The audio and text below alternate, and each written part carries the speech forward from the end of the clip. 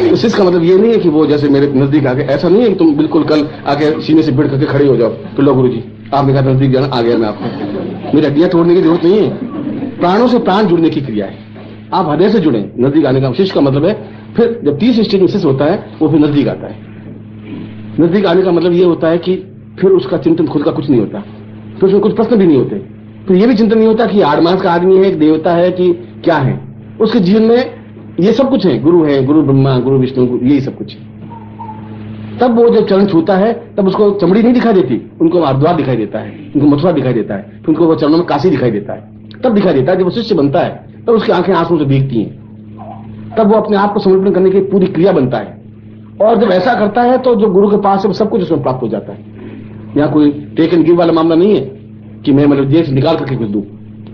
गुरु प्राणों में स्थापन होने की क्रिया का मतलब है कि आप उनके नजदीक इतने चले जाए, उनके प्राण तुम्हारे प्राण एक हो जाए, उनकी देह तुम्हारी देह एक हो जाए।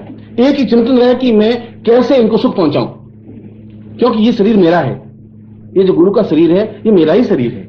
अगर गुरु के कांटा चुभता है और तुम्हें अपने दर्द होने लग जाए, सारी रात तुम तड़फो, जब मैं खाना नहीं खाऊं मान लो, और तुम्हें मतलब सारी रात छटपटाहट महसूस हो और एहसास करो कि अपने घर में क्यों छटपटाहट है, कोई तकलीफ तो है नहीं मगर क्या बात है, कुछ न कुछ गड़बड़ जरूर। अब क्या गड़बड़ है ये तब हो सकता है जब तुम्हारे मेरे प्राण जुड़ेंगे।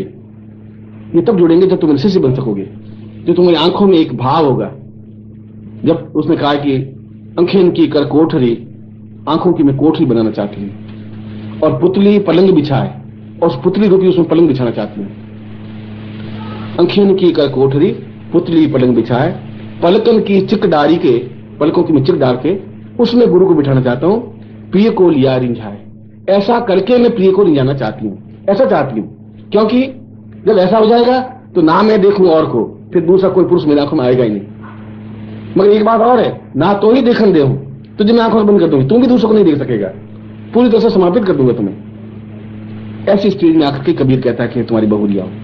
इस स्टेज में उस शिष्य उपनिषद में कहा है कि गुरु और शिष्य तो अपने आप में प्रेमी और प्रेमिका होते हैं, क्योंकि संसार का सबसे उच्चतर संबंध, उच्चतम संबंध प्रेमी और प्रेमिका का होता है।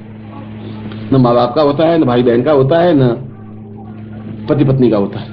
उनमें अपने आप में नित्य नवीनता बनी ही रहती है, नित्य नवीनता एक जिज्ञासा बनी रहती है, नित्य मिलने की इच्छा तड़प बनी रहती है। एक दिन भी प्रेमिका नहीं मिलती तो बड़ा अटपटा लगता है, क्या बात है आई नहीं, क्या हुआ, तबीयत खराब है, और फिर माँ बाप ने रोक दिया, माँ ऐसी दुष्ट साली वो गाड़ी देती नहीं है, ये बाप साला आरामी है, उसकी गर्दन मरोड़ दूंगा आएगा तो कुछ। अब वो चिंतन साली आई नहीं, कनार प्लेस में कार उठा नहीं करा, फिर क्या, फिर अभी 5 मिनट और देख लेते हैं शायद आ जाए, आई नहीं। उसकी गलती नहीं होगी, उसकी गलती कुछ नहीं है, बाप साला आरामी है